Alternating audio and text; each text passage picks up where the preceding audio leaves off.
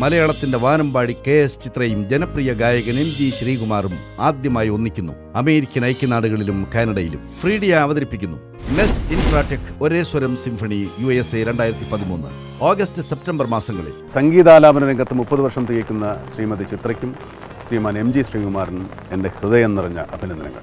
ഒരേ സ്വരം എന്ന ഈ പ്രോഗ്രാമിന് എല്ലാ മംഗളങ്ങളും നേരുന്നു. ഇത് വലിയൊരു വിജയമായി തീരട്ടെ എന്ന് ഞാൻ ആശംസിക്കുന്നു.